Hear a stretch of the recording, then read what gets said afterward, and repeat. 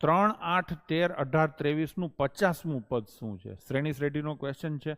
જુઓ છોકરાઓ, આ 3 છે, આ 8 છે, પછી કેટલા છે? 13, પછી 18, એમ કરતા કરતા 50મું પદ પૂછ્યું છે. આ કેટલામું? 50મું. આ કેટલામું? પહેલું. આ કેટલામું? બીજું. આ કેટલામું? ત્રીજું. આવી રીતે થાય. આ તફાવત કેટલો થયો? 1 નો થયો. તો આ તફાવત કેટલાનો થયો? 5 નો. હા ને? તો મને કયો છે ને આ તફાવત કેટલો થયો? 49. 2 - 1 એટલે 1, તો 50 - 1 એટલે 49 થાય. આના કરતા ઉપર 5 ગણું છે. આ 49 છે, તો આ એના 5 ગણા કેટલા થાય? 245. આ પ્લસ થાય ને? આ 5 શું થયા? પ્લસ. 3 + 5 એટલે 8. તો 3 + 245 એટલે કેટલા આવે? 248. એટલે સમજાણું? ફરીથી એકવાર સમજાવું છું, જોજો. ખાસ કરીને જે લોકો શ્રેણી શ્રેઢીમાં મોઢું મચકોડે છે ને એના માટેની વાત કરું છું. આ 3 છે, આ 8 છે, અને સીધા અહીંયા શોધવાના છે. આ કેટલામું પદ છે? પહેલું. આ કેટલામું પદ છે? બીજું. અને આ કેટલામું પદ છે? 50મું. કાંઈ નહીં કરવાનું. નીચે તફાવત 1, તો ઉપર તફાવત 5. નીચે તફાવત કેટલો છે? 49. તો ઉપર તફાવત કેટલો આવે? આના કરતા 5 ગણું છે, તો આના કરતા 5 ગણા કેટલા આવે? 245. આમાં ઉમેરી દો. 3 માં 245 ઉમેરો તો કેટલા આવે? 248. પતી ગયું ને? તો આવી રીતે જ કરાય. સામાન્ય બુદ્ધિ છે. તો આન્સર શું આવશે આપણો બાળકો? 248. 1, 2, 3 એમ કરતા કરતા કેટલે સુધી ગયા? 31 સુધી. પાછા ઉતરી ગયા. આનો સરવાળો કેટલો થાય? પેલા આપણે લોજિકલી સમજીએ. જુઓ, 1, 2, 3 આવી રીતે છે ને? પછી અહીંયા કેટલા હોય? 27 + 28 + 29 + 30. બરાબર ને? પછી કેટલા છે? 31. પછી પાછા કેટલા છે? 30 + 29. આવું છે ને? અને છેલ્લે કેટલા હોય? 2 + 1. તમે સેટિંગ પાડો ને તમે, તો આ સરવાળો કેટલો થાય? 31. આ સરવાળો કેટલો થાય? 31. આ સરવાળો કેટલો થાય? 31. આ બધાયનો સરવાળો 31 થાય. થાય? આ સંખ્યાઓ ટોટલ કેટલી છે? 30. બબે ભેગી થાય એટલે 31 થાય, એટલે 15 વાર 31 થાય. એલા હા ને? આ ટોટલ સંખ્યાઓ 30 છે. 2 સંખ્યા ભેગી થાય એટલે 31, 2 ભેગી થાય એટલે 31, 2 ભેગી થાય એટલે 31, એટલે 30 સંખ્યાઓ છે તો 15 વાર 31 થાય. એવા ને એવા 15 વાર 31 અહીંયા થાય. થાય? તો આય 15 વાર ને આય 15 વાર, તો કેટલી વાર થયા? 30 વાર 31 થયા. અને આ પાછો વચ્ચે 31 છે જ, એટલે આ 30 વાર અને 1 વાર, એટલે 31 વાર 31 થયા. તો સિમ્પલ શું ટર્મ્સ નીકળે? 31 નો સ્ક્વેર. થઈ ગયું?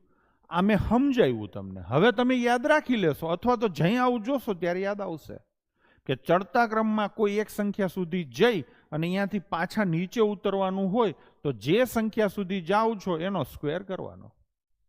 હું તમને આમ પૂછું કે 1, 2, 3 આવી રીતે કહું, અને હું અહીંયા 17 સુધી જાઉં. કેટલે સુધી ગયો? 16, 17. પછી પાછો નીચે ઉતરવા માંડું 16, 15, 14, અને પાછો 1 સુધી આવું. અને હવે તમને કહું બાળકો આનો સરવાળો કરો, તો આ વચ્ચે કઈ સંખ્યા છે? 17. બસ એનો સ્ક્વેર તમે કરી નાખશો. શું કામ સ્ક્વેર થાય ને એ મેં તમને સમજાવ્યું. ડન ને? તો આન્સર શું આવશે અહીંયા? 961. બ અને ક. બ કેટલી ઈંટ બનાવે? 8. અને ક કેટલી બનાવે? 6. 8 ને 6 14 ઈંટ બને. અને કેટલા દાડા? 3 દાડા. તો 14 તેરીને 42 ઈંટ અહીંયા બને. કુલ કેટલી ઈંટ છે? 72. તો અહીંયા કેટલી બની હોય? જરાક જુઓ છે. 42 અહીંયા બની, તો અહીંયા કેટલી બની હોય? 30. તો 72 થાય કે નહીં? હર્ષ બરાબર છે? અહીંયા કેટલી ઈંટ બનાવી? 30. આ રોજ કેટલી ઈંટ બનાવે? રોજ 3 બનાવે. 30 બનાવવી હોય તેને કેટલા દી કામ કરવું પડે? 10 દિવસ. પ્રશ્ન પૂછ્યો છે બાકીનું કામ કેટલા દિવસમાં પૂરું કરશે? તો 10 દિવસમાં. કામ કુલ કેટલા દિવસમાં પૂરું થશે? તો 13 આવે. 10 ને 3 13. પણ ખાલી આના વિશે જ પૂછ્યું છે એટલે આપણે ટીક કરશું 10. x² - 2x + 1 = 0. તો x નો ઘન -1/x નો ઘન. તો આ તમને મોઢે યાદ હોવું જોઈએ, આટલું બીજગણિત આવડે. આની કિંમત થાય x - 1 નો સ્ક્વેર થાય ને, અને બરાબર કેટલા? 0. તો x - 1 બરાબર કેટલા થાય? 0.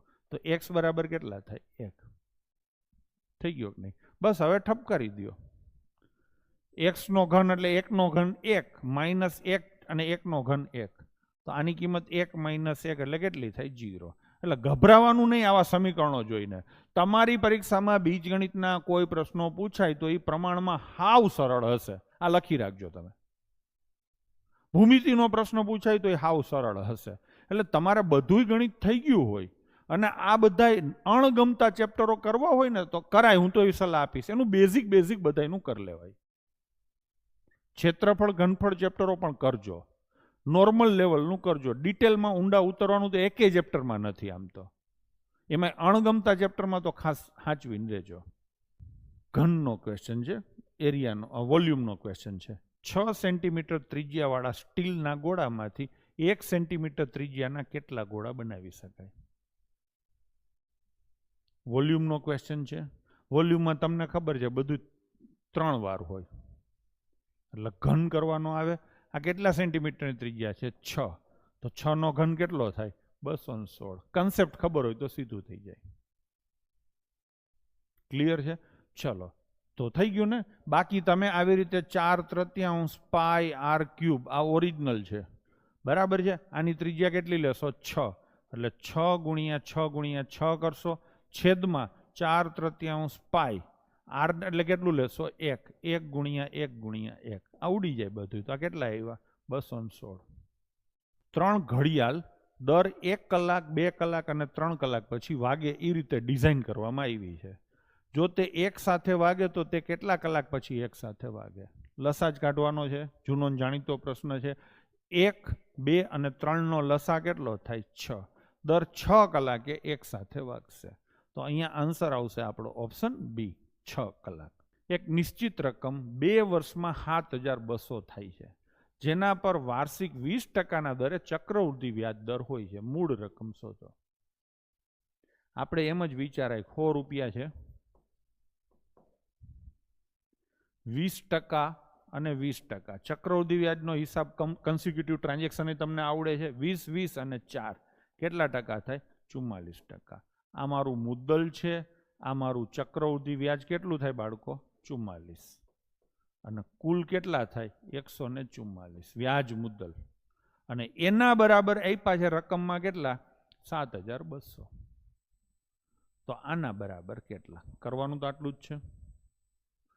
જો વ્યાજ હોય કે ગમે એ હોય, એક હરખા કન્સેપ્ટો તમે શીખેલા હોય ને તો બધાય દાખલા તમે એ રીતે કરી શકો છો. ક્યાંક એવું બને કે થોડુંક કદાચ લાંબુ પડે, પણ મગજમાં તમારે જે નક્કી કરવાનું હોય ને કે કેમ ગણીશ, એ ઝંઝટ કાયમ માટે ખતમ થઈ જાય. તો એનાથી તમારો કેટલો બધો સમય બચે. ક્લિયર છે? ચલો, તો આના આ તમે જુઓ તો અડધા છે, તો આના અડધા કેટલા થાય? 50. અને પાછળ કેટલા 0? 2. તો શું જવાબ ટીક કરશો? 5000. ઓપ્શન ડી આપણો જવાબ થશે. 15 કામદાર 7 દિવસમાં 35 પેટી ભરી શકે છે, તો કેટલા કામદાર 5 દિવસમાં 65 પેટી ભરી શકે? સિમ્પલ કન્સેપ્ટ, દ્વિચલનો દાખલો છે. આપણે શું કરવાનું? આ બાજુ બધી મજૂરી આવે અને આ બાજુ આઉટપુટ, ફાયદો, ફળ, વળતર, એ બધું અહીંયા આવે. મંડો લખવા. તો શું લખવાનું? 15 કામદાર 7 દી મજૂરી કરે એટલે 35 પેટી બને, ભરે. હવે અમુક કામદાર છે 5 દી મથે તો કેટલી પેટી ભરે? 65. આઉટપુટ છેલ્લે રાખવાનું, બાકી બધું ડાબી બાજુ રાખવાનું. બસ ઠપકારો સીધે સીધો રેશિયો. જેટલી કાપાકાપી સીધી થતી હોય એટલી કરો. 5 ઉડદ કેટલા આવે? 3. 5 ઉડદ કેટલા આવે? 13. 5 ઉડદ કેટલા આવે? 7. આ 7 7 ઉડી જાય. હવે આમ ચોકડી મારો તો ક્વેશ્ચન માર્ક આરે કાંઈ નો રહીએ. અને આ બાજુ 13 તેરી 39. આ હાવ હેલા મેલો કન્સેપ્ટ, કોઈ ઝંઝટ જ નહીં, બરાબર ને? તો આન્સર શું આવશે? 39. ઘણા ટણપાને તો આ 65 જોઈને 39 દેખાઈ ગયા હશે. ઘણા એવાય છે.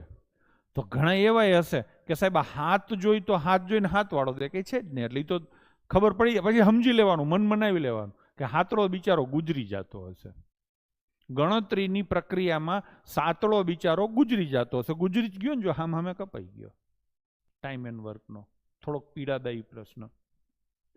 અ, બ ને ક એક કામ અનુક્રમે 24 દિવસ, 9 દિવસ અને 12 દિવસમાં કરે છે. સીધી વસ્તી શું કરશે? અ, બ, ક લખશે. 24 દાડા, 9 દાડા અને 12 દાડા લખી અને અધૂરા શ્વાસે સીધો એનો ગુણોત્તર લખશે. 72 ઈંટનું કામ છે. આટલું તો ઘાયઘા લખશે. આ રોજની કેટલી ઈંટ બનાવે? 3. આ રોજની કેટલી ઈંટ બનાવે? 8. અને આ રોજની કેટલી? 6 ઈંટ બનાવે. 72 આ ત્રણેયનો લસા. આટલું તો કામ એક ઝાટકે પેલા શ્વાસે આપણે કરી નાખીએ. હવે શું કીધું છે? બ અને ક કામની શરૂઆત કરે છે. એટલે બ અને ક કામ ચાલુ કર્યું. 3 દિવસ પછી બંને જતા રહ્યા. એટલે આનો મતલબ એવો થાય કે 3 દી આ બે ભેગા કામ કર્યું, પછી બે જતા રહ્યા. બાકીનું કામ અ કેટલા દિવસમાં કરશે? એટલે અ કરશે બાકીનું કામ અને કામ થઈ જશે પૂરું. થશે પેલા 3 દિવસ આ બે જણા, પછી અમુક દિવસ આ એકલો, અને હિસાબ કિતાબ પૂરો.